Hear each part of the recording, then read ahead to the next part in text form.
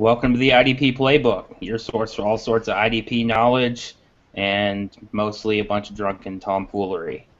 I'm your host, Drew. You can find me on Reddit at Drew.NFL. With me are my co-hosts, Eric and Tyler.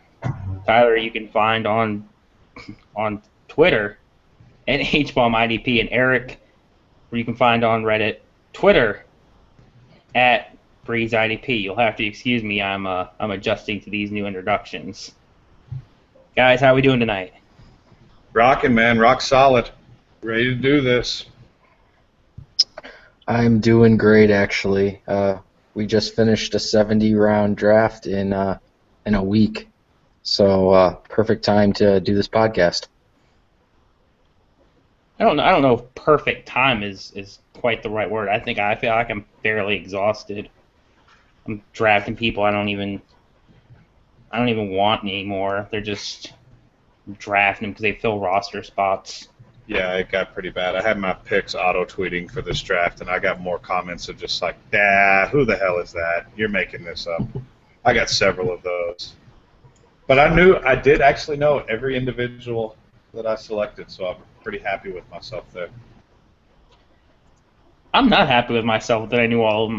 It almost makes me feel bad, like, wow, that's kind of sad. I know roughly 900 people, and there's more people that weren't drafted that I still know. Maybe I need a second hobby. But it was a lot of fun. This new format is just a blast, and it really challenges your sense of value on different positions. And I guess you guys want to talk about that a little bit. Yeah. So it was Tyler and I kind of talked, and we said we wanted to do an IDP league, and kind of put every single facet of the game into it, and not hold anything back. So 2 QB, or we did Superflex for the 12-teamer. We did 2 QB for the East versus West. So we kind of did one score setting where everything is the same. Not the same, but all the positions are balanced. Cornerbacks have a boost. Safeties have a slight boost. Defensive ends have a boost. Defensive tackles even have a bigger boost. So every single position is valuable, and not just one or two players of that position. There are, just as many defensive tackles valuable as there is defensive ends. And then as we figured this out and we finally locked down this score setting, this is for this no positions left behind league. I think it was Tyler came up to me and said, the fantasy football couch coach crew wants to do a draft. So we made East versus West, which is the same settings with 10 teams, and that was just a blast. So it's been, 6 weeks maybe since we did the last podcast, and it doesn't feel very long at all because we have been just engulfed in these drafts. And no position left behind is super intense. It's, like I said, super flex, all these positions, no waivers. You have 70 roster spots. You can only trade during the year, and at the end of the year, we'll have a rookie draft after the rookie draft, or after the NFL draft, and then in preseason we will have another draft that is all free agents, and free agents meaning rookies that weren't drafted, as well as players that were not on a roster the year before. So it is intense, and I think we're going to go over our teams a little bit more, but that's just a little bit of an introduction. Yeah, just to clarify, there is trading during the off season as well, but the only way to acquire different players during the season is via trading, is what Eric was getting at. Yeah, the thing about the no waivers that I like is I'm in like 6 or 7 leagues, and I feel totally just over my head and you lunatics each have 21 or 23 leagues or whatever it is. So I wanted to make a league that was everyone could put their full effort in and make it like it is a straight bloodbath. The people we have in this league, like it is what I said it was. It's 10 sharks in the water, and then there's 2 hawks flying above. So if a rookie jumps out of the water, they're getting eaten alive right away. So it is just a massacre.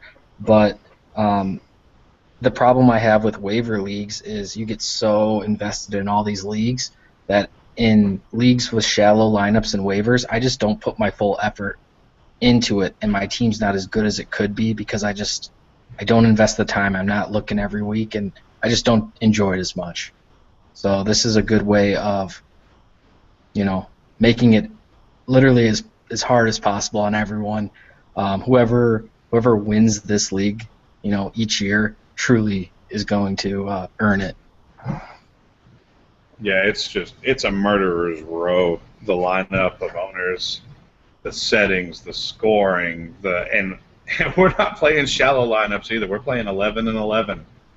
I mean, it's just nuts. It is as difficult as it can be on every level, and then you toss in the no waiver thing, which just cranks it up another notch. Because even mid draft, you're thinking, boy, I sure do like this wide receiver here. But I got to get another defensive end while there's still some on the board, or I'm not going to be able to field the lineup in week 6. So that came into play. So it throws off the values as far as player X versus rookie pick round 3, or player X at linebacker versus player Y at wide receiver. It just threw everything off in a good way. I mean, it's just completely psychotic, just totally off the rails. But I'm really, really looking forward to seeing how this thing shakes out. And then East versus West with the Couch Coach crew. Nice 10-team setup. We're starting. Yep. Another nice little wrinkle. So no flexes, which in theory should or will drive the trade market. So, yeah, I'm pumped for both of these leagues. They're both super cool. And, Eric and I can't even begin to tell you how much work and time we put into these scoring settings. It's get them set, adjust them, get them set, adjust them, get set, adjust, and just back and forth until we finally hammered it down. And it has been quite the experience, but I can't wait to see how they play out because I think this is the way things are going to start going. I really do. I think the balanced scoring is going to become a thing. Yeah, and just another point on the balanced scoring, it's not only balanced for the IDP side, it's balanced on the offensive side as well. The running backs get 1 point for every 4 rushing attempts they make. Tight ends are 1.5 points per reception. It's ridiculous how balanced the scoring is to every position. I'm extremely guilty of completely neglecting running backs in drafts, and I've completely gone after running backs in both of the drafts we've done and made sure to lock some down because I felt like there was no way I could pass on them. I needed to lock some down. And, I mean, it's so balanced. J.J. Watt and Rob Gronkowski, if they had gone 101 and 102, I wouldn't have even been surprised. There were no less than 12 guys that could have gone 101, and I'd have been like, yeah, that's a pretty good pick. Completely reasonable. And rushing QBs, they also get the quarter point per carry. So rushing QBs get a little bit of a boost too. It really makes you think, and it's a lot of fun. So with us touching on that a little bit, do we want to go ahead and jump into our first IDP college prospect of the IDP Playbook? Let's do it. All right, I'm not gonna lie, I'm pretty excited. We're reaching into new territory here. This is taking a segment from the normal Dynasty Playbook, and we're fitting it to our IDP landscape. And this is a college prospect. This is Reggie Ragland, he's an inside linebacker from Alabama. This guy is 6'2", 258. He's a senior this year. He's going to be 21 this season. And I'm gonna let Tyler go because this is Tyler's guy. So kick us off, bud. All right, so Ragland for me, and we've already talked about next year's linebacker class, which is going to be pretty exciting. We didn't want to pick off one of those big names, Jalen Smith, Miles Jack, Scooby Wright, Sua Craven's one of those guys. We wanted to go a little bit deeper. Reggie Ragland for me, he kind of personifies that big old thumping 3-4 linebacker. He's just a massive guy. He does a lot of things well, and he does a lot of things not so great. The things I like about him is when he's coming downhill, like when he's on a stun or on a blitz, the dude he's coming, and there's no stopping him. He's going to hit the guard, hit the back, hit the fullback, whoever it is, and just blow him up. He's pretty good in coverage as well. He has nice feet for a big man. But the things that I don't like is where he's a little bit hesitant at the snap, diagnosing the play, and then when a blocker gets on him, he has a difficult time shedding the block. He kind of absorbs them and gets himself out of the play that way. I don't think he's going to be a good, chase him down from behind kind of guy. I don't know what kind of numbers he's going to put up combine-wise. He doesn't look particularly fast, at least in straight line speed. But nice linebacker. There's a reason he went back for his senior year. The NFL clearly told him, hey, you are behind Benardrick McKinney. You're behind Denzel Perryman.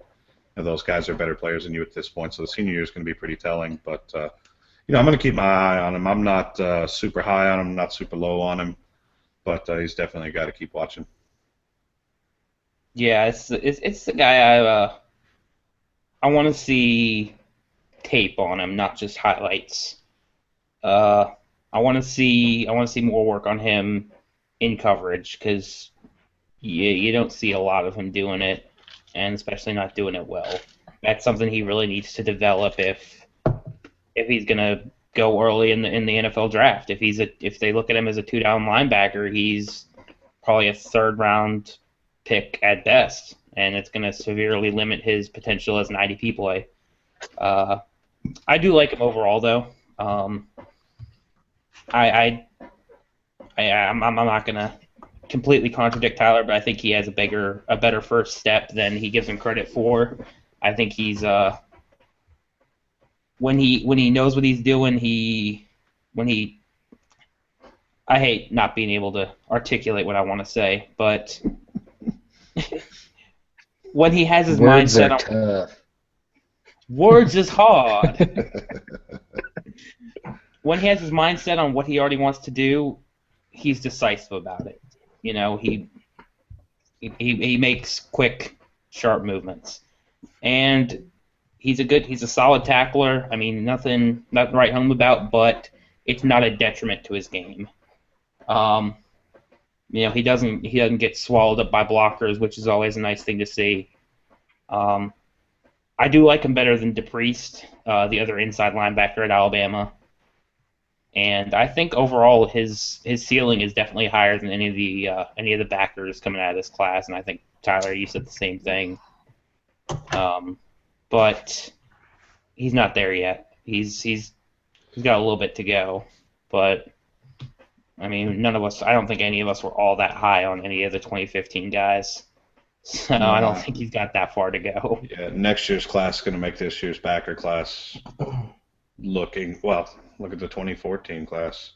It was a damn good linebacker class. And this thing's going to be kind of sandwiched like a little turd in the middle. Although there are a few players that I like, that we like. I mean, there are some nice players that came out this year, but next year's class has got some headliners, man. Kind of like that 2013 QB class, that Geno Smith, EJ Manuel, sandwiched in between the Tannehill Luck and then the Bortles Bridgewater Carr class, and then they're just like, hey guys, we play football too, you guys. I can football. Oh, Eric, so what do you think about the guy? So, I guess this is my one disclaimer. I think I know my stuff on IDP, but I think one of the biggest strengths you should have when you do Dynasty is be realistic on things you don't know. And my biggest weakness is prospects. I don't have the time, or I spend enough time on Twitter doing other stuff. I do not use the time to do prospects and things like that. So I'm not going to preach that I know what I'm talking about with these guys. I just haven't watched enough film. I've watched some highlights. Also, Bama it's tough to depict a single player on a Bama team where in front of him he's got 3-4-star linemen, just killing the offensive linemen, and it's just really hard for me to real quick off of YouTube highlights depict how I think this player is going to do. So I'm really going to, I know this is a cop-out, but I'm just going to agree with you guys because anything I say it's just not based on anything because I focus on who's in the pros, and there are people that spend a ton of time doing prospect stuff, a ton of time doing Devy stuff, and the little bit of time that I'll put to that is going to give me a probably worse view. So I'm just going to steal Tyler's takes and then worry about the guys that are in the league. So I'll agree. How about that? It's dead on, and I've banged my own drum many times saying, hey, and by the way, the NFL GMs and scouts are way smarter than I am. Now, Drew's doing the scouting academy here pretty soon. He's going to have a big leg up on all of us because he's going to know stuff. Debatable. Yeah, I'm pretty sure I don't know stuff. No, Drew's got a good eye, man. Drew's got a good eye.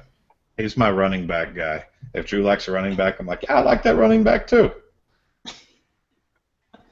That's good stuff. Can we go a whole show without talking about Trey Mason, or is he going to pop up? Eventually, I didn't bring him up. You already broke it.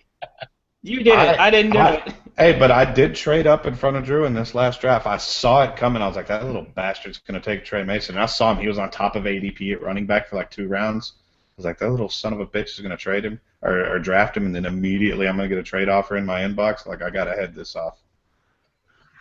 Do you know how hard it was for me to not draft him when he was at the top of the ADP ranks for 2 rounds? And I was getting scared, and I actually voxed Tim. I was like, Tim, I'm scared, man. He's like, what are you scared about? I was like, what do you think I'm scared about, Tim?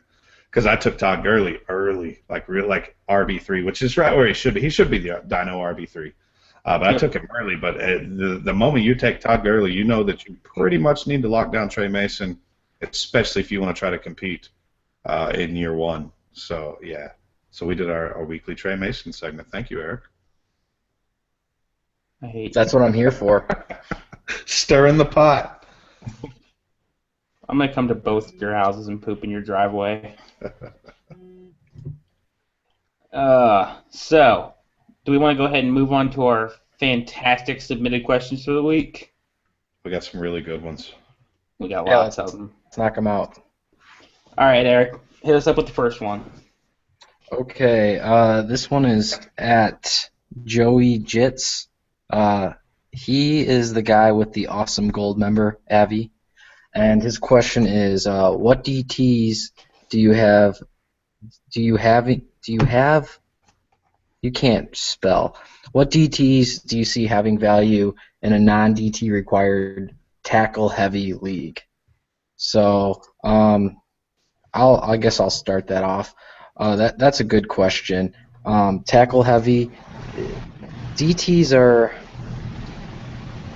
Tyler has made fun of me many times the last couple weeks through these drafts because I have a legitimate problem, and I'm a DT hoarder. I have them all. I just keep drafting them. They are DT premium in this league, so I have every single one. However, in a league that does not require it, even the best DTs are weekly a little flaky because they can play really good and just not fill up the box score. So in a league that has no DT requirement, obviously Aaron Donald and Ndamukong Suh, Gerald McCoy, they're going to have value. They're going to be DT2s for you. Or, sorry, defensive lineman 2s, because it's not required. I think I worry about Marcel Darius this year in a 3-4. So I still think he's roster worthy, but I don't know if he's a must start every week. And then I would say the other 2 guys, maybe 3, I'll touch on. I think Geno Atkins, if he's healthy, he could just. I don't think he'll ever rebound all the way, but he could definitely give you top 20 lineman numbers. I'm also a huge fan of Sharif Floyd out of Minnesota. And the last one I would say is probably Senderick Marks. He's coming off an ACL injury. Of course, it happened week 17 last year, but all reports are good, and this guy was dominant last year on a line that had no other players on it. Too bad Fowler is gone, but they also did add Odrick. So Odrick, Clemens, it's not terrible. So if he recovers healthy, I think he could be decent. Corn went out for Fowler. Yeah, that was sad. And I'm going to go ahead and say yes to everything Eric said. I have nothing of worth to add to this. He hit the guys. He hit the theory. He got it all just right. There are a few other names kind of floating out there, but if you're starting any guys that he didn't name off, you're probably going to be behind the 8 ball. I like Jonathan Hankins. That's another. That's another. That's a really good one in tackle heavy, actually. That I missed that one. Did you say Dontari Poe? That's another guy I kind of like. I'm not a big fan of him necessarily in the tackle heavy format, but he's a solid play. If you're having to start a defensive tackle, you could do way, way worse. But the 3-4 defensive tackle thing is just kind of Yeah. But I think the good thing have about a thing for Hankins. He was. I think the. No, go Sorry, ahead. I think Poe is a very good play. I don't think he's a good play like ceiling wise, but the thing about Poe is he's an all-pro quality player.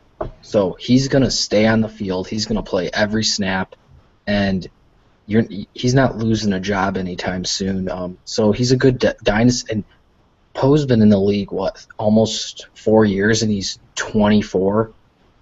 So he's got a low ceiling because he's a nose, but man, he's a great player. And Justin Houston's signed for what, $600 million. Yeah. So I get Poe, but he's just got a low ceiling. Honestly, I think we're just kind of getting an idea of what Poe's ceiling might be, because he was so ridiculously raw as a prospect. To the point where he looked like a bust coming after his first year and a half, because he couldn't do anything. He wasn't getting anything done. But once he started catching up with the game, it was like a light turned on, and he's been just progressively getting better and better. And I don't think he's peaked yet. I think he's still getting better. So I think the scheme more than anything is, and Eric kind of touched on the scheme more than anything is going to cap Poe. But it's dynasty. Things change, man. Just drop of a hat. Gary Hughes is effectively dead because of that. It could happen. It could happen the other way around too. I think Drew brings up a great point. That, as I'm saying, his ceiling is low. His ceiling has been low, but he's also 24 years old, so he is entering the beginning of his prime. So I think he can get you half a dozen sacks and quite a bit of tackles for a defensive tackle, at least probably 40 solos. So, man, if he could, and the thing about defensive, that's the one thing about tackles. 2 more sacks and 6 tackles is like an extra 15%. So, because they just don't put much up, on the box score. So, yeah, I guess that wasn't fair to say that he's totally capped, because he's not. He's improving. But the situation has a natural cap. I understood where you were going with it, but I wanted to present a kind of another side to it as well. Because I totally agree with where you're coming from. Because as a nose, as a 3-4 DT, there's just not going to be the level of opportunity that there's going to be for a 4-3 defensive tackle. There's just not. But like Tyler said, he's 24. He's got forever for situations to change, and it's not like you're spending a premium pick on the defensive tackle anyways. So it's not out of the realm of possibility to, spend a little bit on him and hope something changes. And even if something doesn't, you got decent depth as a just in case. So with that, I think we'll. No, go ahead. Well, I was gonna say, I don't like Poe in DT non-required, but if you're talking tackle heavy, you literally have to just use a permanent marker and cross out Cameron Wake, and some other guys like that. You have to cross out Vic Beasley, cross him out. Don't even look at him. Chris Long, I know he's coming back from injuries, but that guy does not get any tackles. He's strictly a sack guy. So as much as I think that's going a little deep, you really have to just throw out a ton of defensive ends in tackle heavy. So I agree. Yeah. And I guess we'll move on to our next question. Comes from @Da Tragic 2, I guess. The Tragic 2. That's got to be. Oh, yeah. Oh, dumb. Will Landon Collins be close to top 5 for tackle heavy leagues? Yes. Tyler, what, you got it ranked at 7? I think we're all fairly close to there. I think we could probably subtitle this the Landon Collins Club. And that's as a rookie. And he's going to do well this year, especially with Stubby running around with his little nubs. It just increases Landon Collins' opportunity. So he's going to do well this year. I'm very excited for him. And thoughts on IDPs coming off injury? Steal or stay away? Non-JPP, how do you feel about it? Non-JPP, I've had several people ask me, where are you ranking JPP right now? I'm like, shit, I don't know. Probably not that much further down the list than what he already was, but I don't know. But yeah, guys coming off injury, their price, it's just going to be lower. A few guys off the top of my head that are nice, high ceiling, low cost plays. Tyvon Branch. We talked about Geno Atkins a little bit earlier. Sean Weatherspoon is another guy who he just absolutely can't stay on the field. But in Arizona, in that scheme, if Sean Weatherspoon can play some games, he's gonna feast. Obviously, the headliner at the injured IDPs is Navarro Bowman, whose price hasn't really gone down that much. He's still you're probably gonna see him inch closer towards the back end of the top 10 than he was, but they're all going to present good buys relative to where they were a year or two ago and relative to what their potential ceiling is, because there's risk involved. Tyvon Branch breaks his foot getting out of bed. It's a fact. Tyvon Branch breaks his foot. That's what he does. He does it every day. Broken foot. I bet he broke his foot right now since I started talking. But, yeah, I'm going to sniff around for those kind of guys. Sean Lee, Derek Johnson. There's just so many guys, and those are the kind of guys that I'm going to sniff around. I'm going to get them for damn near free or throw-ins on the back end of a trade, especially some of these guys that aren't the big names. And those are the guys that are potential difference makers that they can bring you a title. I mean, especially if your IDP scores like it should, where the big guys are putting up big points, there's definitely an edge to be had there. So yeah, I'm all about it. Speculate, man. Yeah, Shazier is another guy that's on the higher end. He's at a discount right now. One of my favorite guys that we were chatting about a bit before the show started, Vontaze Burfict. He was my number 3 overall linebacker last year. He's it's if you like taking on some risk, I'd go for it. But if you like playing it safe, I wouldn't. His injury history is sketchy. But if he plays, it's going to pay off. This guy is a top 5 linebacker when he's healthy. But if he's not playing, it's because he's done playing forever. Yeah, I like a lot of the names you guys dropped. The one thing I kind of want to stress is the question was steal or stay away. It's league by league. I would suggest you look at these guys, you set a price on what you feel comfortable, and then you go and try to acquire them for less than that. Because IDP especially, people are all over the board on values, on how they view players. Some people view Derek Johnson as a good LB2 this year. I wouldn't want to say that. I'd be comfortable playing him as my LB2, but I would need depth behind him. But he's got ceiling. Other people could say he's 32 coming off an injury. You can have him for nothing.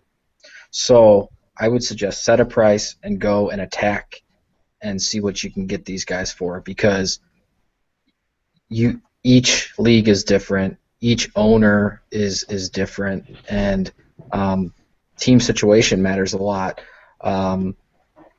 Burfict. I think Burfict, his owners are probably going to want too much for him because he was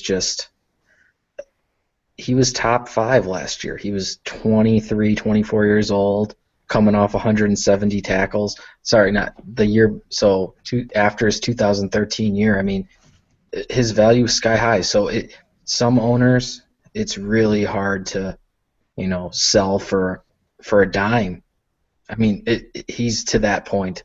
I actually took him in one of our recent startups. I think I got him at LB 31, around there, and that's where I'm ready to pounce. But you'll probably won't get him there. So, yeah, I like all those guys, but it's all about the price. Yep. Damn it, I don't know what it is about Breeze, and I completely forget what I want to say when he's talking. He's mesmerizing.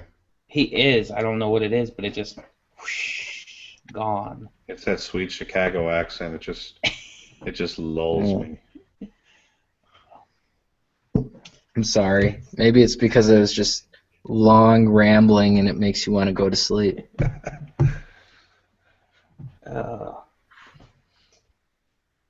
Talk about Derek Johnson. Yeah, I'm one of those guys that'll, if you squeeze my ass and wink at me, you can have Derek Johnson. I'm shipping him off. I'm one of those guys that I would rather have the roster spot to take a chance on somebody else.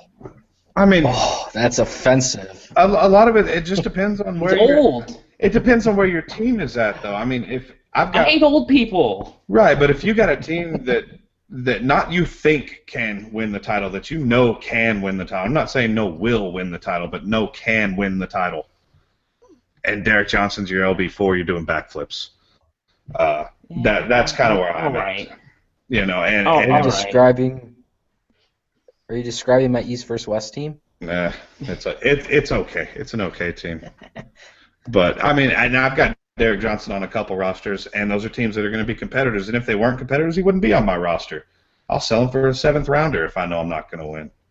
So I mean, there's a great divide there. You need to know where your team's at before you got these guys on your roster. If you're not competing and you've got Derek Johnson, or let's just go to the offensive side, say Marcus Colston, Larry Fitzgerald, get rid of those freaking guys. They don't need to be on your roster. But if you think you can win, keep them in, man, because they can score you points. That's the name of the game. Score points, win money.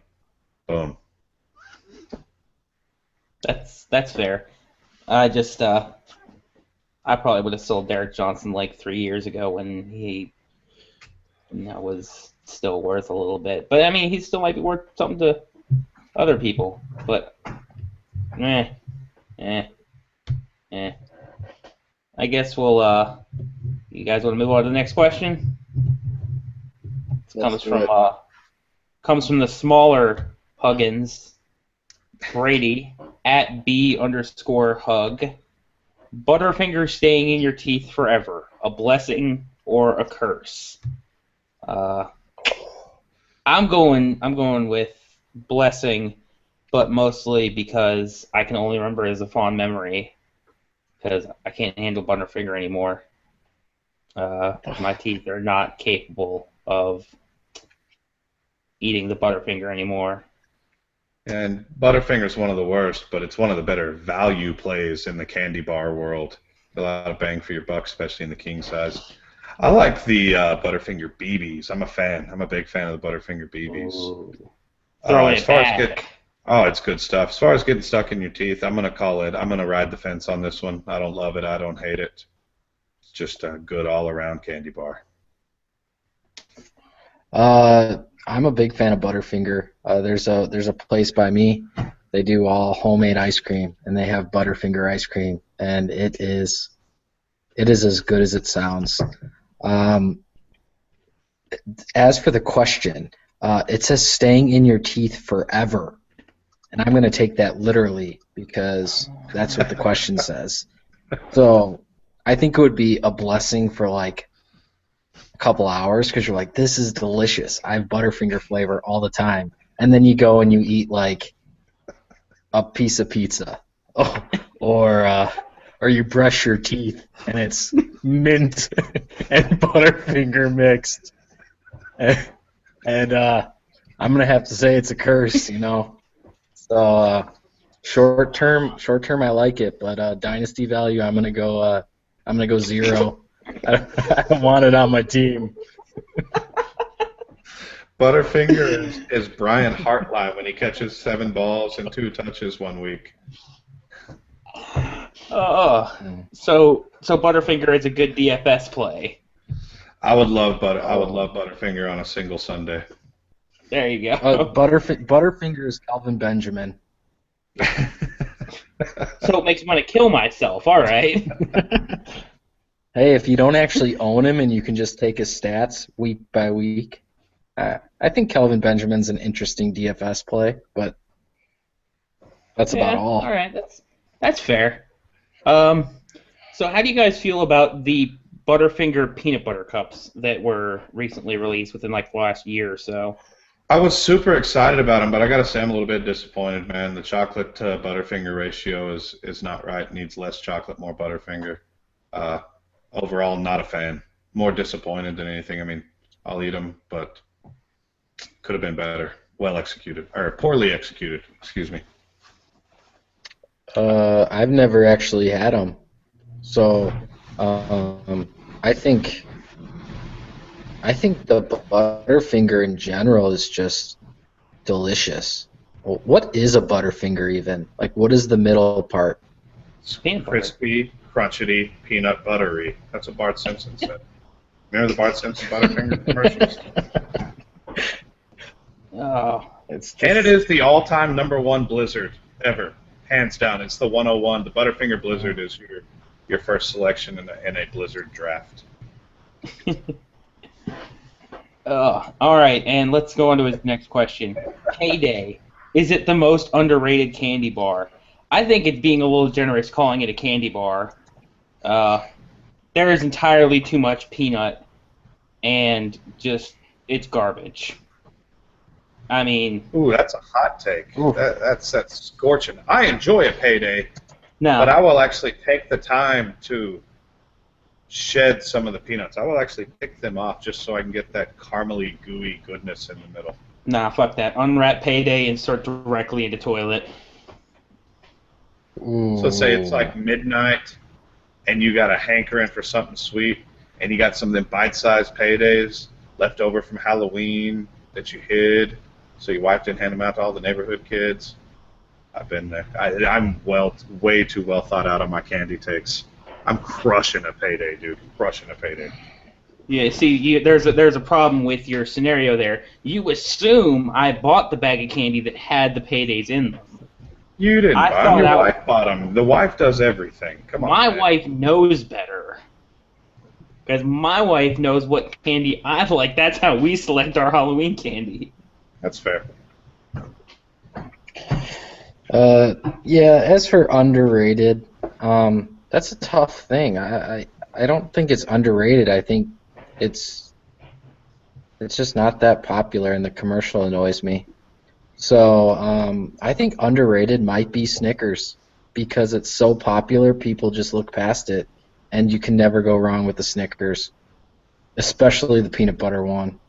So Oh, the peanut butter one. How about a frozen Snickers? have you ever had the Snickers ice cream bar? I have. Good stuff. I can't. This is quality IDP content, folks.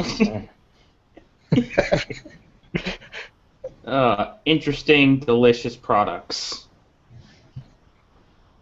All right, I guess I guess we can move on to our next topic, even though I could talk about candy all night. Our next question comes from Pat at RavageFF. How do you see the IDP format standardizing in the future? And I know we touched about this a little bit on our first show. And honestly, I think it's gonna lead away from tackle heavy format. I think it's gonna be not quite. It'll probably be sack heavy. Honestly, it's gonna give more value to all the positions. It's gonna be tiered. I think we're gonna see better scoring for defensive line and for defensive backs.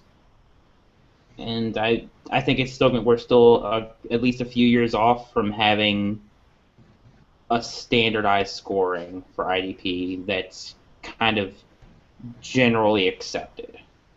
I mean, we'll still have the people who look at it like non-PPR to PPR, but right now IDP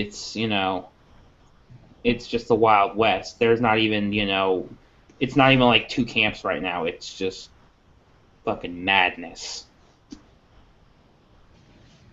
Yeah, I kind of agree with that. I think the problem with tackle heavy, I don't play tackle heavy. I need sacks to matter. You need sacks. What? So the problem, I kind of equate tackle heavy to being maybe if rushing yards were only worth half as much as receiving yards. There are a lot of value, and there's elite defensive linemen, and in tackle heavy, even the top ones, other than J.J. Watt. I mean, I don't want to play in a league where all the linebackers, the top 20 linebackers, score twice as much as Robert Quinn. It's just it doesn't do anything for me. I want them to all score relatively equal. I want good players to matter. I want positions to matter. I don't want to play in a league where Le'Veon Bell scores half as much as Antonio Brown. So why would I play in a league where Robert Quinn scores half as much as, I don't know, Michael Kendricks or something like that? And that's how some tackle-heavy leagues are. So I agree. It's gonna just balanced, and then not fully balanced, but at least kind of our settings where IDP is almost equivalent to offense. You need it to matter. If you do 1 point per solo tackle, it's just not fun. So I think 1.5 and probably 6 for a sack, and that's about right. So it's going to keep evolving. The IDP is already changing drastically in the last 6 months, so it's going to be crazy. It's going to be interesting to see how everything looks next year.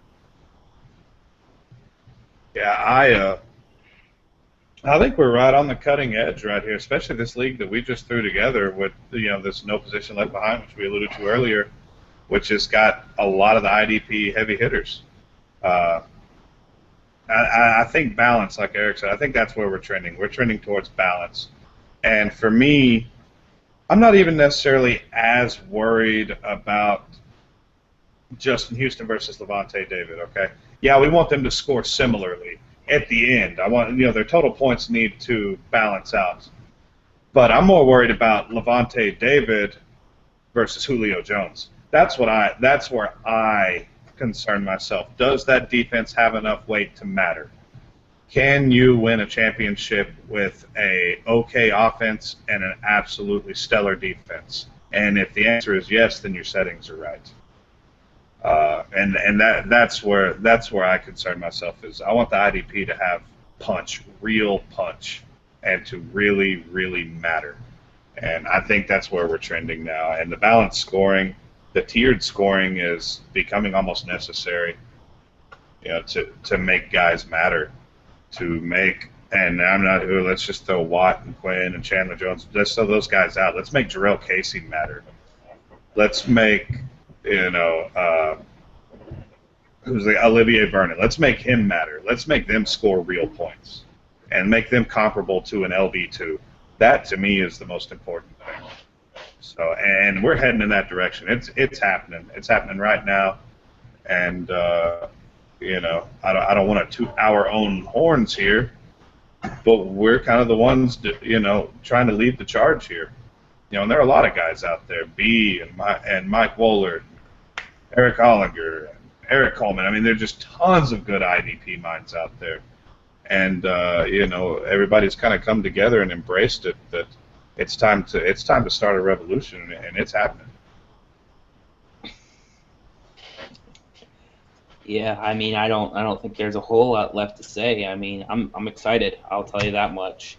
I mean, just to see how far it's come in the last couple of years, it's leaps and bounds ahead of where it was. I mean, I'm in one league right now that's, I mean, I picked up friggin' Chandler Jones off the waiver wire because it's not even worth holding the IDPs, and yeah, it's disgusting. And don't even get me started. It's so gross. I dropped C.O. Moore. No one loves C.O. more than I do, but it's so not even worth holding him because the IDP scoring is so garbage. It's just stream every position from week to week, and it's just I would rather use the bare minimum roster spots just to field my lineup and use every other position on offense. Because I think we start probably 16, 17, maybe 18. I can't remember off the top of my head. I'm in too many leagues. And we have 35 roster spots. That's not enough. It's just not enough. And they have kickers, which is the worst. I mean, we know something about being the worst, especially me and Eric. I mean, we've pretty much been clubbed the worst for the last week. You guys are like, I'm just gonna go to sleep now because it's 11 o'clock at night. And what the hell is that? Who does that? Dude, People my with wife a goes to bed at 9-month-old. I don't have a 9-month-old. I just have a wife that goes to bed at 9 o'clock. She still has a bedtime. I can respect that. I just go sit in bed with her because my living room gets lonely because she takes all the dogs to bed with her because they like her better than me. So I go sit in bed, and I can't talk on Voxer in bed because it's rude. Oh well. But yeah, essentially we're the worst because Eric and I, our average pick times were over 15 minutes in this draft, and that makes us the worst. How do you finish a 70-round draft in 7 weeks? Constantly shaming. Yeah, I mean, it's amazing. A guy could be on the clock for 3 hours. He is the absolute worst human on the face of the earth. As soon as he picks, boom, immediately, next guy is the worst. 3 seconds. Take forever. You are the worst. It's so good. I was on the clock from 3 a.m. to 10 a.m. I was asleep almost the entire time. I was getting borderline death threats. This would have been perfectly acceptable in a normal draft. Oh, beyond But acceptable. in this draft, I was a leper. And I still, even with that, I still managed to finish with like 17-minute average pick time because I was so scared of being the worst. You just don't know what kind of. I mean, in the memes, they just get nastier and meaner and more personal, and you just The don't even want to UAB see one was the worst. The UAB Roddy White one was the absolute worst. That's me and my professional Photoshop creations. On For my those of you shitty that don't iPhone know, app. I am a Saints Southern Miss fan, so I hate Roddy White and UAB when they were still open, which they're getting their football team back. UAB is our rival. Roddy White is a UAB grad, and so I super duper hate Roddy White. And he photoshopped a picture of Roddy White on a screenshot of me and made a flag of UAB in my office and sent it. It was, I mean, it was artistic quality of the highest degree. I thought I was gonna die. I almost peed myself. I was laughing so hard. I think I was in the middle of class too when I saw it, and I had to hold my nose to keep from laughing. I don't know if you've ever had to do that, but you look like you're having a heart attack. Just in the back of the class, just having convulsions, so that I don't just burst out in laughter in the middle of this statistics class. It's all in good Fantastic. fun. It's all in good fun, and if you are easily butthurt, you just can't play in our leagues, man. You're not gonna survive if you get your feelings hurt. Period. But it's all in good fun. We all love each other, but there is some serious ball busting going on.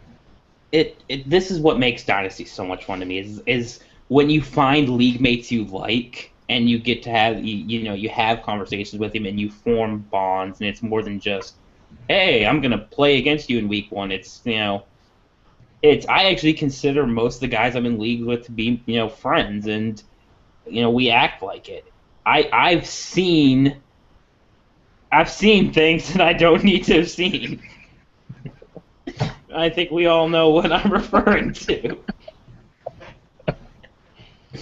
That has been reserved for friends, Yeah. The only times I've ever done that was when I've done that to good friends. Yeah, what's said in Boxer stays in Boxer. Because if it were ever released to the general public, oh man, we would be getting some looks. I'm gonna have to edit a lot of this again. Oh man, good times. I guess we should move on to like our next question or something. Oh, it's this is Pat's second question. What is the format, lineup, or scoring setting being adopted as the standard or mainstream for IDP? I feel like we pretty much already touched on that. It's a much more balanced scoring setting, and I think it's some mix of 2 to 3 defensive linemen, 3 to 4 linebackers, and somewhere between 2 to 4 defensive backs. And some leagues are going to specialize with defensive tackles and cornerbacks. I don't think there's specialization. I mean, I don't think there's standardization with the real specifically with lineups just yet. Yeah, there is none. There is none. There are plenty out there that are starting like 2-3-2. I never want to start just 2 defensive backs. I want defensive backs to matter. I love drafting safeties. And that's one of my favorite positions is safeties. And if you're just starting 2 defensive backs, I don't give 2 shits about my defensive backs. I just flat don't care. I mean, if I can get just a steal on an elite defensive back, great, I'll take them. If not, don't care. So for me, I like whatever we're going to start on offense. That's when I start on defense. I prefer to play 10 or 11 starters in a 12-man league, and that's what I want on defense as well. If you want to make it flex heavy, make it flex heavy. If you want to Make it standard. We're going to play 3D linemen, 4 backers, 3. Do that. I don't care. Just it's another deal where I like it to balance out with offense. If you're starting 11, start on offense, start 11 on defense, or 9 and 9, whatever that is. I like it to balance out, but I just prefer to go deeper. The defensive side of the ball is deeper. You should be playing deeper. Somebody's got to make tackles. There's always somebody out there putting up points. So that to me shows that makes them more well represented.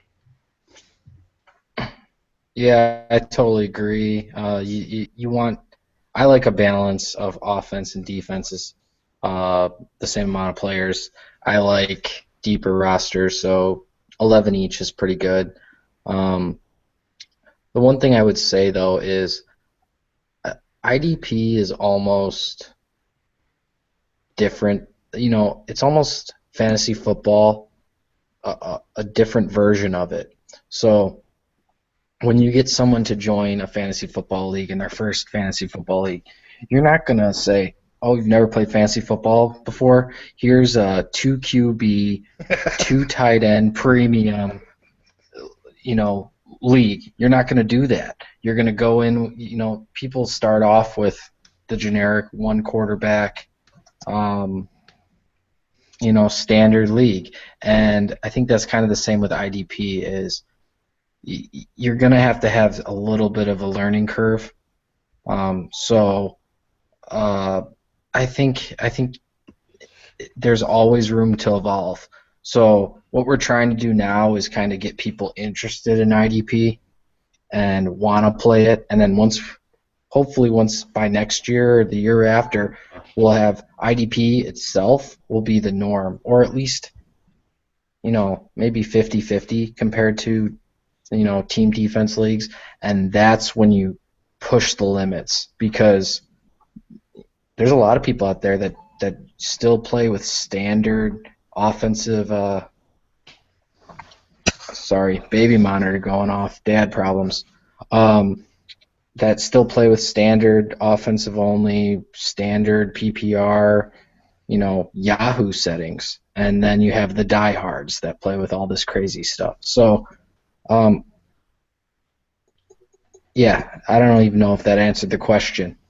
I am struggling right now, but so let's keep going. Eric, would you recommend a newbie to, if they're going to jump into IDP, jump into redraft first, play a season of 2 or 3 leagues of IDP redraft so they don't fuck up their IDP dynasty team? Yeah, I think that's probably a good idea in general, to do something.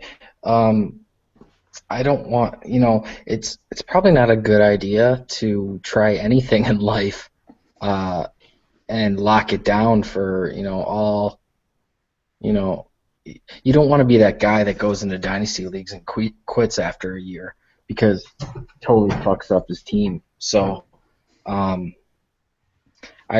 could see doing redraft, but in general, I think it's gonna be a slow process, but it's the amount of progress that has been made in the last year is substantial. So I'm really excited to see where we are at next year. Yeah, see, I don't think that the learning curve is quite that steep for IDP, for people who are already as invested into fantasy as most dynasty owners are. I think the guys that are willing to take that next step in IDP are willing to take the time to do their research. And I think if we make it known that it's recommended to kind of have a thing where you draft like you would normally draft a dynasty team, go offense heavy first, wait a little bit on your defense, so even if you fuck it up, you've still got a solid offense to build around, then it's we can build dynasty IDP more, rather than because even though the bridge is definitely being built between redraft and dynasty, I see the biggest bridge right now being built from dynasty owners who just play straight up offense to guys who are crossing over to IDP. I think, we need to be worried about, you know, just trying to help them make that jump. Because I think they're willing to just jump right in. And that's how I did it, in all honesty. I've never played redraft IDP. I've only played Dynasty IDP. That's how I learned. And I got lucky, in all honesty. I didn't blow it, but mostly I waited, and that's because I wanted all the offensive guys that I liked. And like I said, a lot of the leagues I was in had shitty scoring, so I kind of just looked at total points scored. But if balanced scoring becomes more of the norm, then it will be harder. So maybe I'm just rambling a little bit, but who knows? No, now that I think about it, I didn't do a redraft before jumping into IDP either. So maybe that is the way to go. And the best part is we're all here to help and find a league. And that's the thing. Like East versus West, there was only 4 of us that have played IDP before, and we were there to help. We weren't drafting the other player. We weren't drafting their teams, but they've been looking at our Twitter stuff. They were using our rankings. We were getting sniped all over the place. All of the DB sleepers that I pride myself on, that I'm like, I can get this guy, like, they were just demolished. I think I'm starting like Antrell Roll and Charles Woodson because I was forced to take every guy that has an AARP card. Yeah. So, so maybe find a good group of guys or girls and just jump on the league, because if you're finding people that really enjoy fantasy, they want league parity. You don't play a pickup basketball game with 10-year-olds. That's, I mean, maybe Drew does. But I'd be on a 7-foot Right here. goal, dude. Give me a 7-foot goal. I'll bring the pain, Dominique Wilkins style. In all fairness, those are my peers for my skill level. I love how Tyler calls it a goal. So every time you hit a basket, do you scream goal? Talk about a 7-foot goal, man. Bringing the pain, dude. It is a You goal. call it What do you call it? It's a basketball goal. It's a basket. You're He a calls it a basket. goal. I'm talking about the actual physical object. Yeah, it's a basketball hoop, not a goal. It's a basketball goal. That's a Yankee thing. We found the regional vernacular divisive line here. This guy doesn't know what he's talking about. I forgot you're both south of the respect line of the nation, so I have to deal yeah. with both of you. You're a towel. I do find that we are more and more in the minority, though, in the fantasy football community. It's more Midwesterners and Northerners, just on a complete tangent there. I have noticed that. I don't even know what we were talking about anymore. We were talking about IDP. I'm talking about Really? Dominique Wilkins. Yeah, we're talking I I'm think- about. so glad you were here. I think this podcast is supposed to be about IDP, so. I don't think so. I think it's about basketball and candy. Yeah. Feels like it. This shit is gone off Tomahawk the rails. dunks. Tomahawk dunks, man. All right, let's move on to our next question. Next one comes from Chris at FF Dynasty 101. How can you tell if a player is a fluke or for real when scouring the waiver wire in a season? And this is something Tyler and I have preached since forever and a day ago, and that's snap counts. If you can see a progression in snap counts and you can see, hey, they're finally getting production, and it's because they've seen increased snap counts. If it's correlating, then I don't see it as a fluke. But if they've gotten consistent snap counts and then they've all of a sudden had a good week, chances are it's because they had a good matchup, or someone in front of them got injured, or they had a good stat crew, or they ate their Wheaties that morning. I want to see correlation, something like that, something where I can see a reason why that production happened, why there was an increase. That is my biggest flag when I'm looking for waiver wire grabs.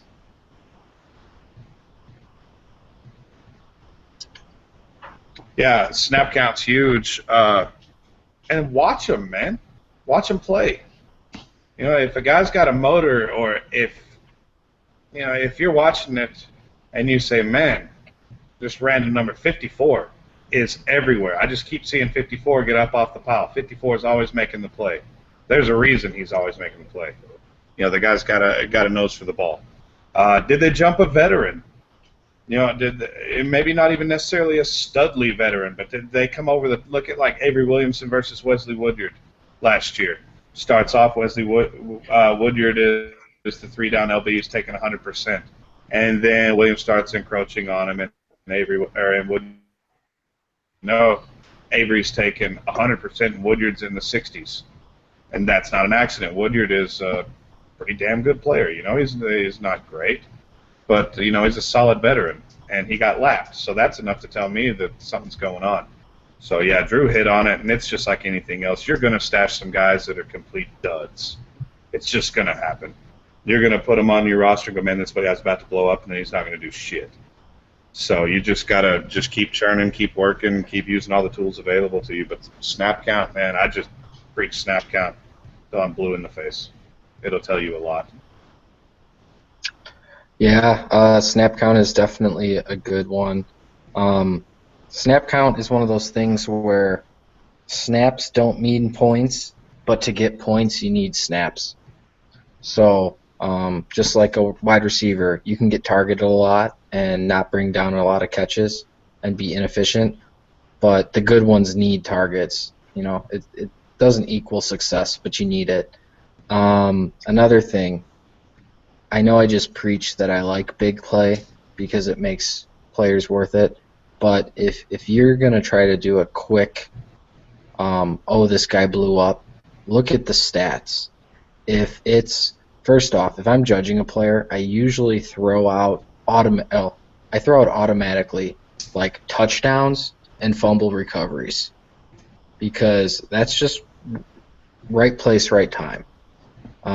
So if some guy got 2 straight weeks, he got double-digit points because one week he got, an interception and a fumble recovery, and the next week he got a touchdown, but he had 2 tackles combined. I mean, that's that just looks like a fluke. So as much as I say I like big play leagues, good players make big plays, but if it's only big plays, then you're looking at a problem. Like Bruce Carter last year, his fantasy points were high. His points per game were high. He had 5 or 6 interceptions, and he didn't even play all year. He was on pace for double-digit interceptions as a linebacker. That just doesn't happen. And if you got a guy that has comes in situationally, only plays 10 snaps and gets 2 sacks, that's great. But that's something that you're really playing with fire if you plan on picking him up and starting him the next week, because you're flipping a coin. You're throwing $100 on a roulette wheel on black and praying. So I look for tackles when I'm looking for tackles, snap counts, and tape.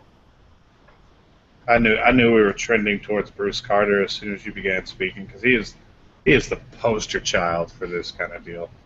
But yeah, I mean that pretty much nails it. And it's not perfect by any stretch of the imagination. You are gonna roster some turds. It's just gonna happen. You just got to know when to move on, siphon through them. Yep. And sometimes the worst feeling is when, they're a turd for the couple of weeks after you pick them up and you're finally like, I'm moving on, I'm out. You drop them, big week. And then you just won't pick them up because you're just mad. And then somebody else picks him up, and then it's a ball game. You'll never get him back, Charles Johnson. Charles X. Johnson. Mm-hmm. Oh.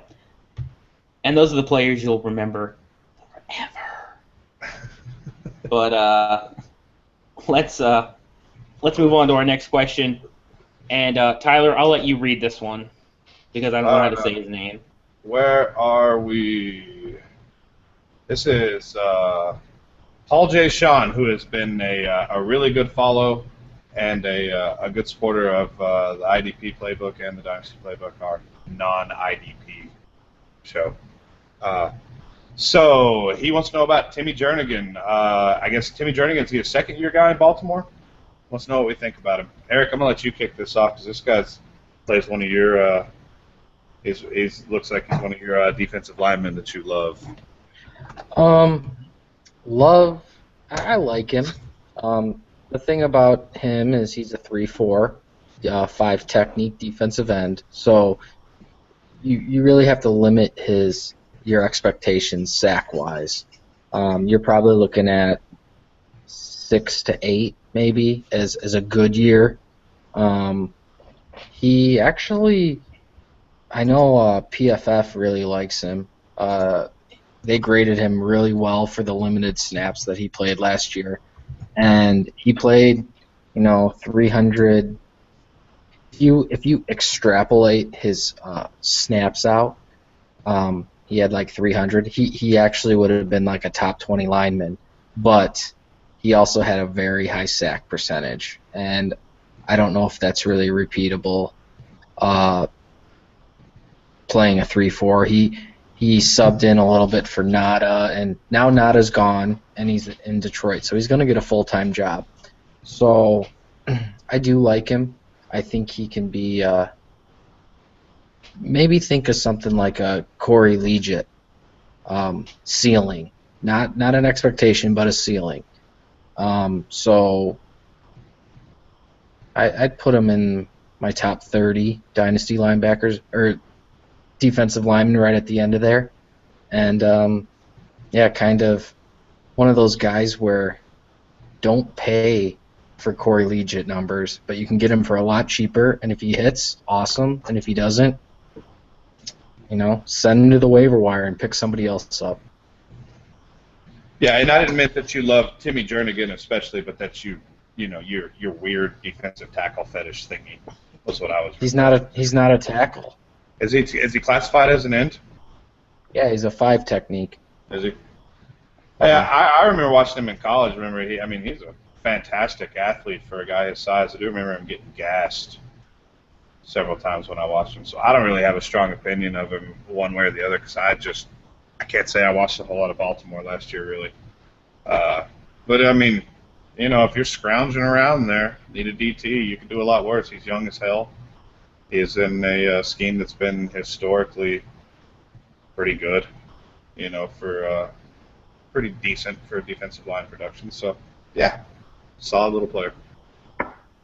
Yeah, I'm just going to essentially echo what everybody said. The situation's opened up nicely. I like the young guys. I don't have to say that again. And he wasn't bad coming out as a prospect. He's got limited upside because of his situation, but that can always change too. If he moves over to DT, which is possible with a scheme change, in DT required, he definitely gets a boost.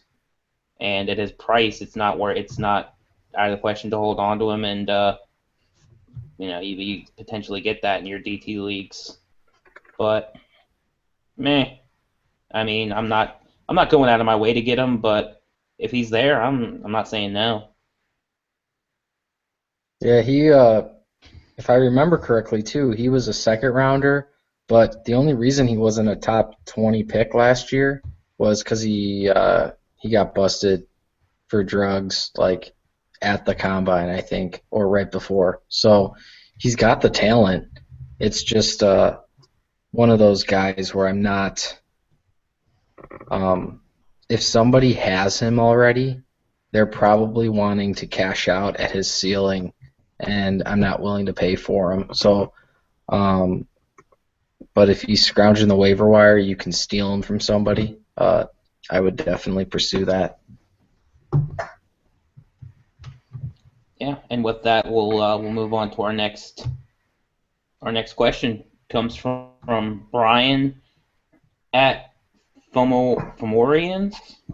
He's part of the FF Couch Coach crew. And his first question is, who is the linebacker to own in Chicago? In the short term, I gotta give it to Foster. Even though I'm not a huge fan, I think he's good enough where he's gonna do something with the opportunity. But I don't think he's good enough to hold on to it long term. Long term, I like Christian Jones. I mean, that's really all I got. I feel like we should go ahead and let Eric go on his spiel. He's our resident salty ass Bears fan. Yeah, this situation just gives me all the sads. You mean you don't love Shea McClellan? Last time I read, Shea McClellan had the green dot at minicamp. He was calling plays. So the fact that scares me. The good thing is Vic Fangio is a very good. Did I lose you? No, you're good. I got you. Vic Fangio is a very good defensive coordinator. So I think he knows what he's doing. I am not. I'm going to go with Christian Jones as well. I like Bostic maybe less than Shea McClellan because Bostic has played snaps and showed me how bad he can be. Last year when Shea McClellan I've known for years. I knew right when they picked Shea McClellan he was a terrible pick. So I'm going to go with Christian Jones as the ceiling play and Mason Foster as the floor play. But those, if I'm going to be a happy person week one, those should be the two that are starting in the middle.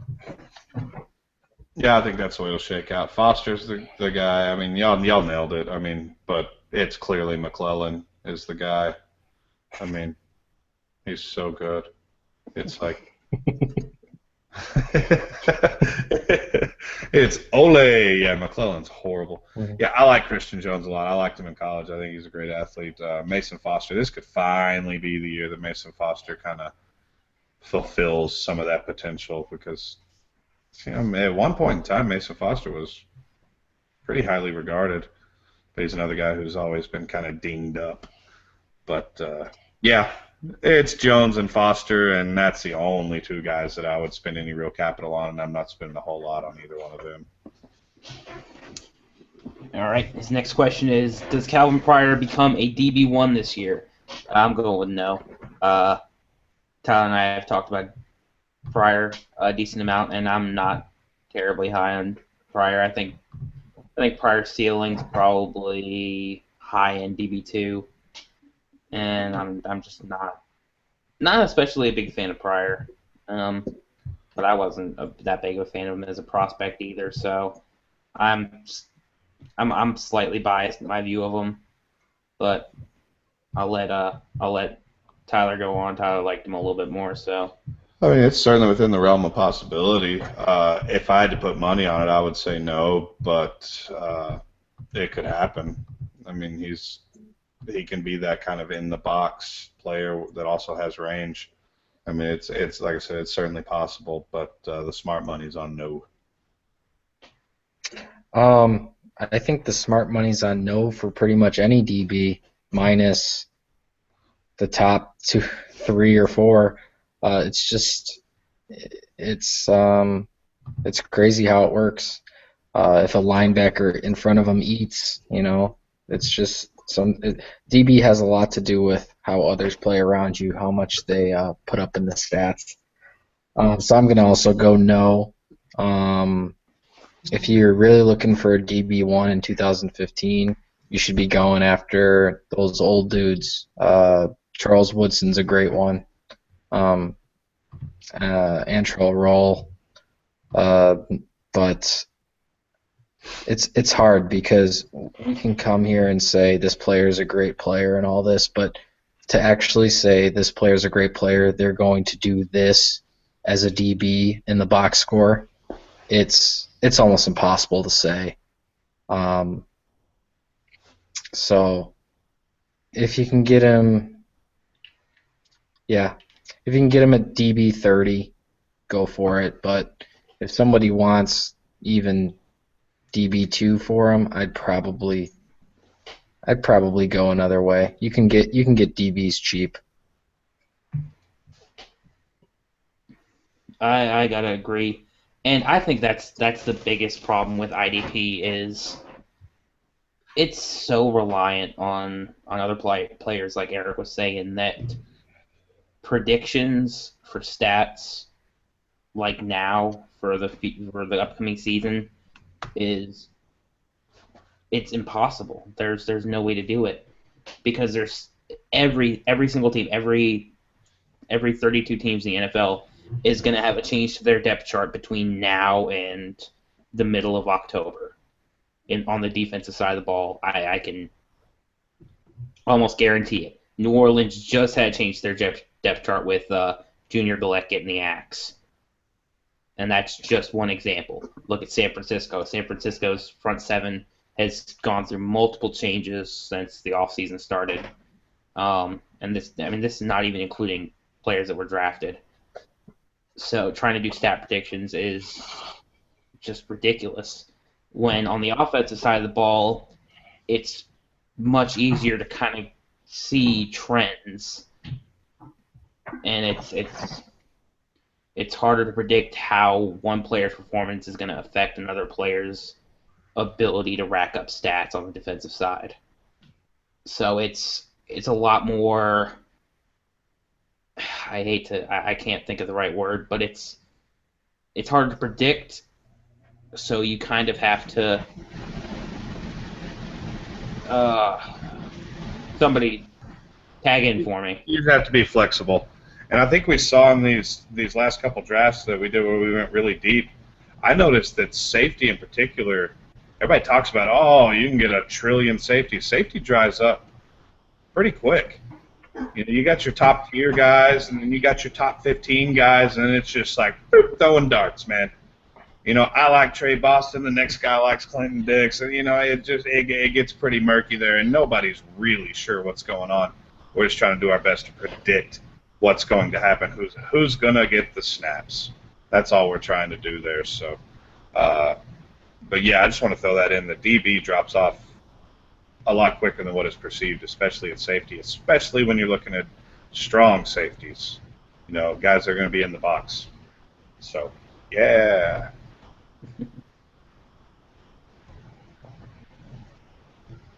All right, let's move on to our next question, and it's the next one from Brian, and it's who's going to partner with Navarro this season. Tyler, what do you got for us? Will Hoyt. I mean, that's you know, odds-on favorite. And Will Hoyt's not a bad player. He's a nice player. He's no Pat Willis. He's no Chris Borland. He's a decent player.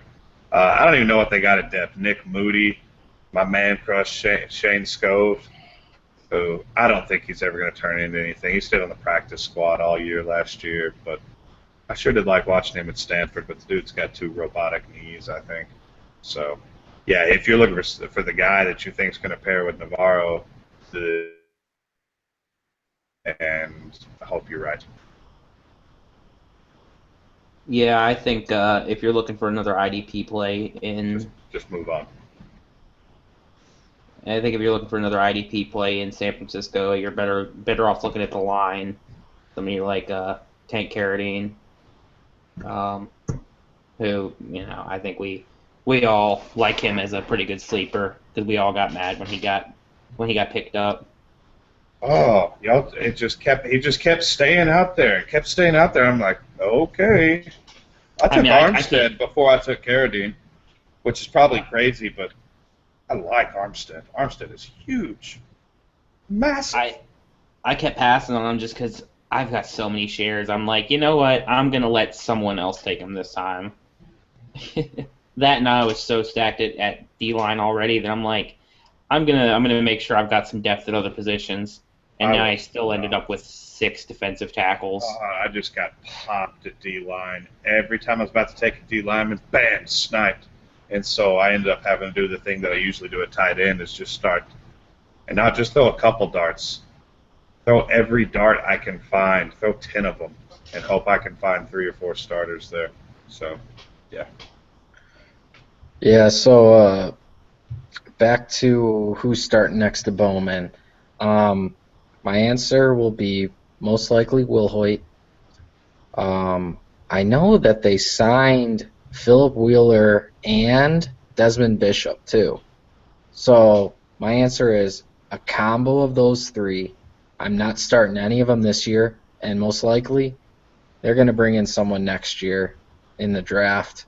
The only way they don't is because that team is in shambles and they just don't have enough picks to fill all the holes, but I don't think there is a dynasty asset there. And I think it's less about that and more about if Bowman's healthy, he's going to be an LB. He's going to be top 3. If he's 90% of what he used to be, he's putting up top 3 numbers over 16 games. I just said I wouldn't put money on a DB being top 12. I would put money on Bowman being top 5 if he's anywhere close to what he used to be. Yeah, Bowman to me, outside of Kuechly and David, is really the only guy that I say this guy can be the number 1 overall linebacker.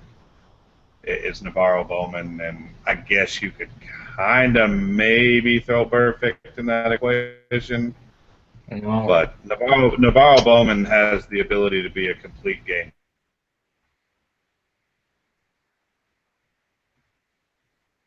No, looks like we're losing Tyler.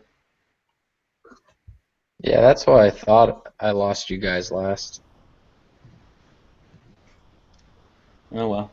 Can you hear me now? We got you, bud. Woohoo!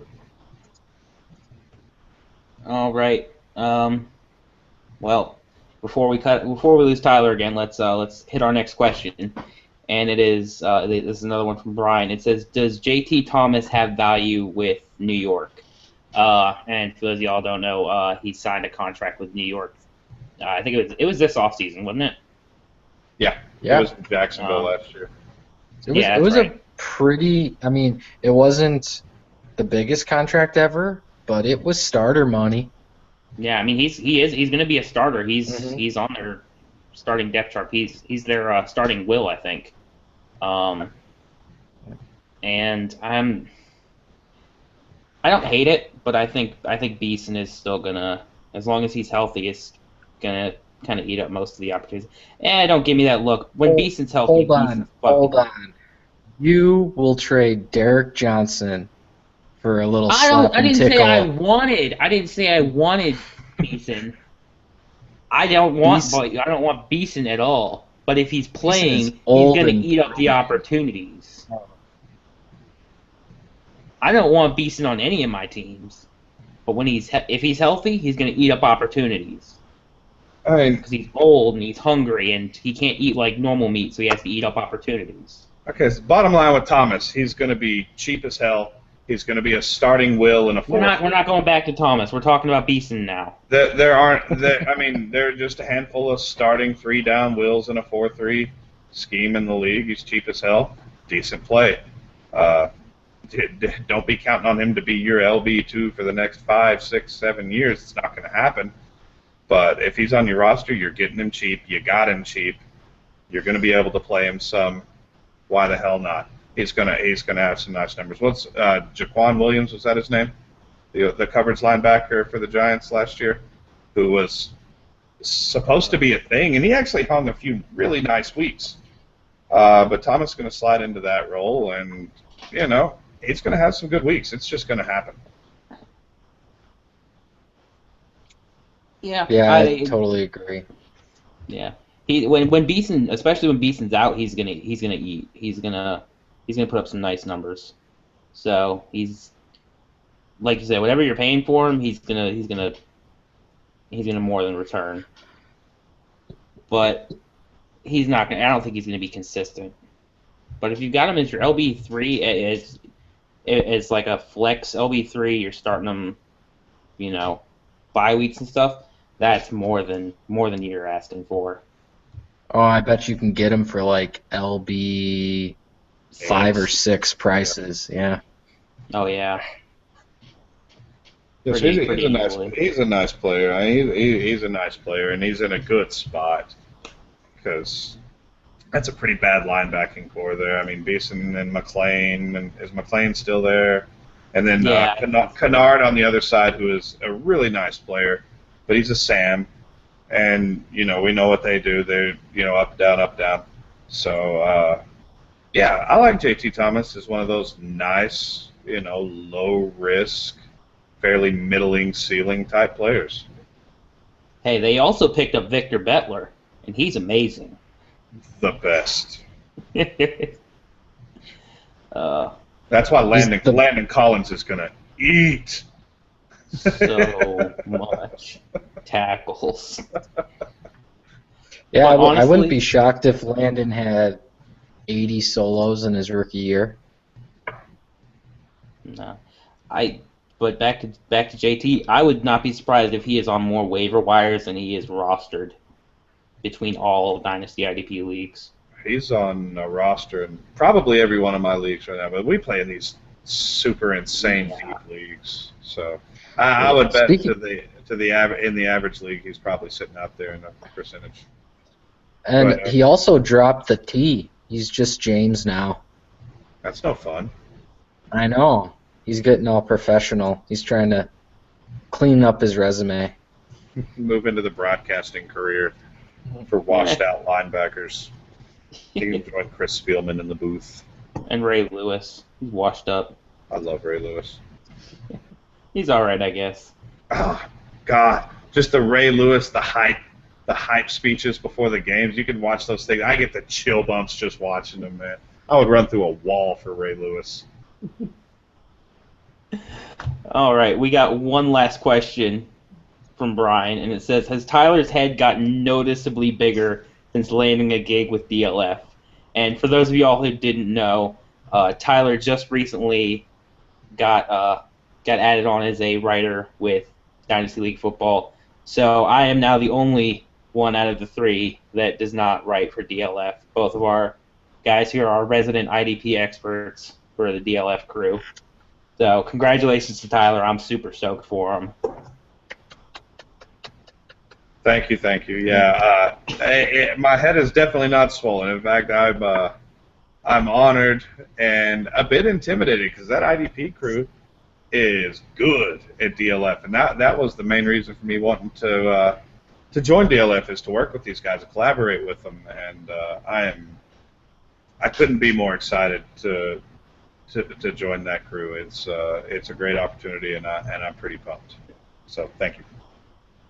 Yeah, congrats, Tyler. I'm glad to have you along, and I don't think your head should be that big because I just requested a secretary, and they gave me you. So I'm gonna put you on coffee runs. But see, I won't do coffee. We'll be doing monsters. Oh, okay. Monsters with 5-hour energy chasers. Yes. Oh, okay. Don't tell them though. You're gonna get them the big old monsters. You're gonna pour them out and just fill those with 5-hour energies. There you go. Yeah, no, I am stoked, man. I really am, and the whole crew has just been super inviting. And the guys at UTH, I really loved working with them. Chad and Doug, they were awesome, and I was really not looking forward to telling them that I was leaving, but they were just super, super cool about it. And I just can't say enough good things about the guys at Under the Helmet. They're awesome, and they do good work over there too. Yeah, I should probably do some more work for them. I have been behind. I've mostly just been doing the podcast. I should probably write something. I feel bad now. You guys are advancing your careers, and I'm just sitting here like a schmuck with my thumb up my butt. I'd hardly call it a career, but it's Well, I mean, I advancing don't do anything nonetheless. else. I sit at home all day. I will have you write my articles for me, and I'll be like, "This is a good article. I didn't write it." Well, I mean, considering I don't have a job, I'm living off of disability. This You should be, is, yeah, you should be lapping me. I really should haven't, be. I hadn't written shit. I hadn't written an article in a month or better, because every time I write one, I'm like, "This is crap," and I just delete Yeah. it. I've got like four unfinished ones just sitting in Word documents. Like, this needs like 300 more words, and I know no words. But, uh, I think that's gonna about do it. I don't think we need to ramble anymore about the no position left behind. I feel like we did that fairly sufficiently. Can Uh, we squeeze in one last question on Twitter that came through? yes, I meant to do Yeah. that. Oh, look at This that. Stealing your thunder. My thunder has been stolen. All right. The question comes from at Danny Tage, who's been another big supporter of ours, and he wants to know if we could name a few must-have IDP guys in return yardage leagues. Point 0.5 points per yard. Whoa.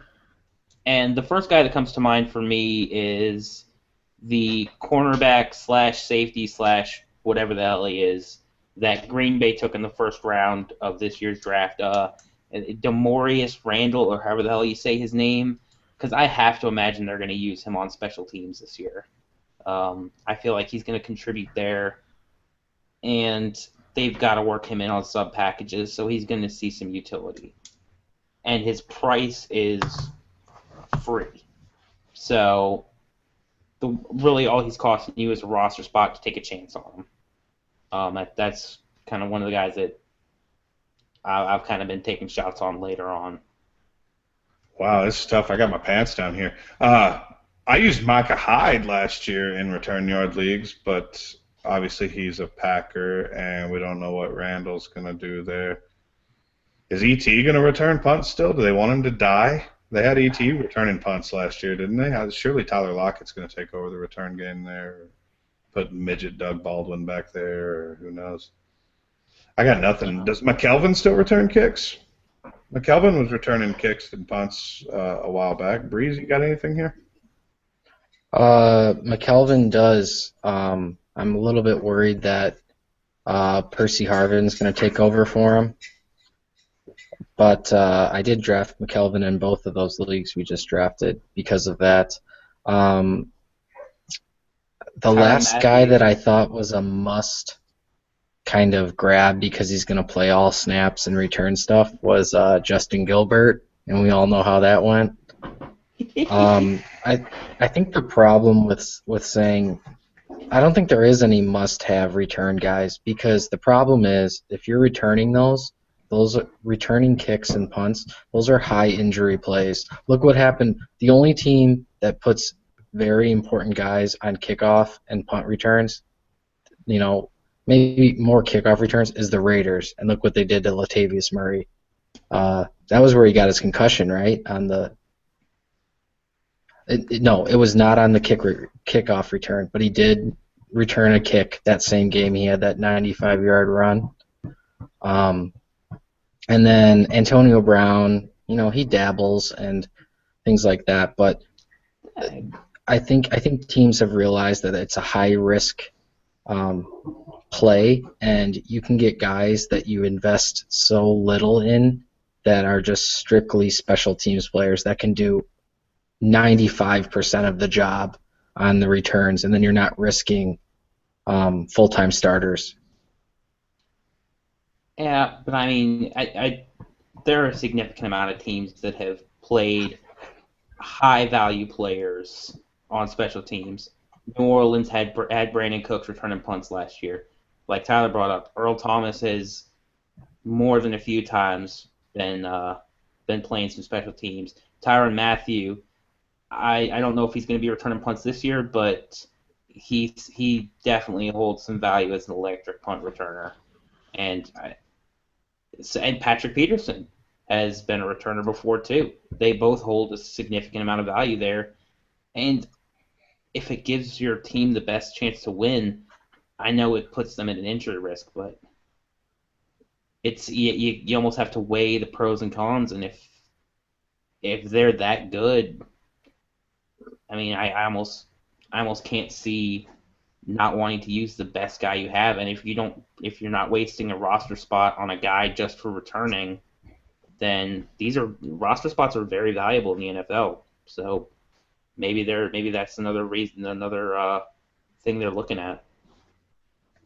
I mean, it's part of the equation for me. I love playing in return yard leagues. I'm an advocate of if a guy is doing something, let's get him some points. Whatever that is. If he's returning kicks, let's get him some yardage points. If he's, even if it's an offensive guy making a tackle on an interception, get him points. He produced, get him points. So it's part of the equation for me in return yard leagues, but it's a very, very small part of the equation.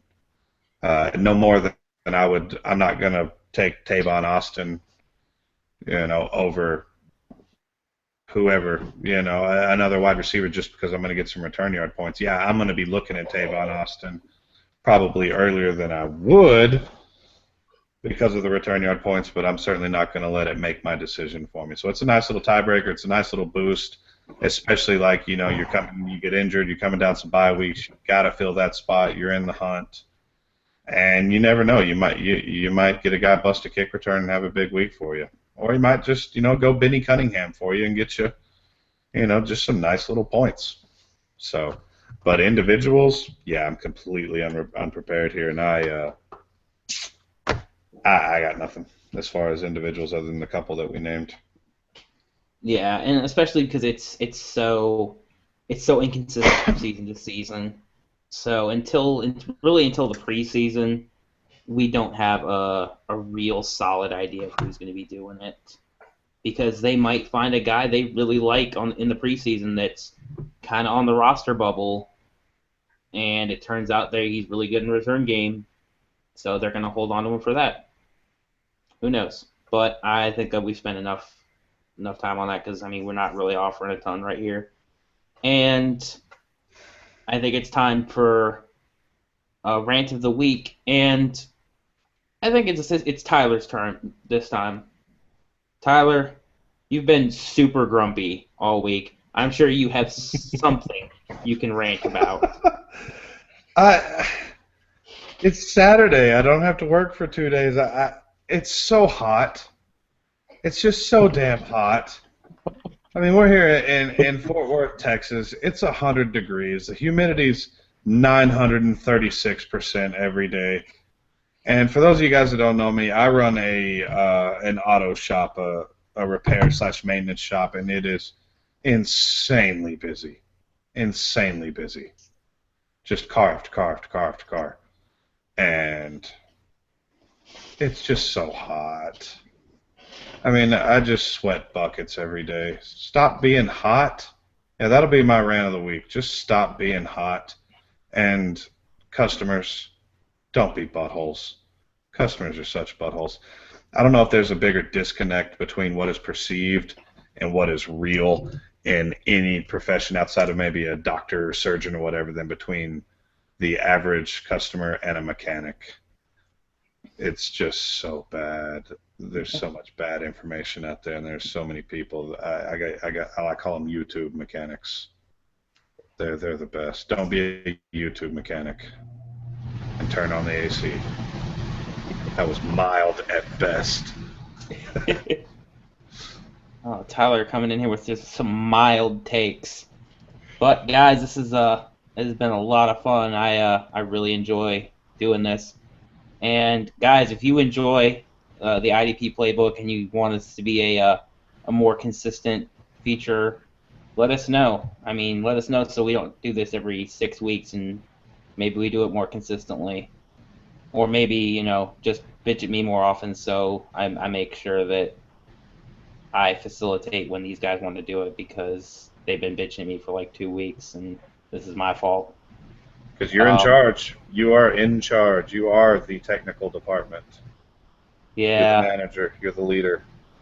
I was Charles in charge and I did nothing. I dropped the ball. It happens. But if you guys want to, want more content, if you like the IDP playbook, let us know so we can put it out more often and we can ramble on about fucking nothing. Maybe some IDP, maybe more candy. Who knows? Whatever you like. But guys, you have any last parting shots for us this week? I got nothing. It's late.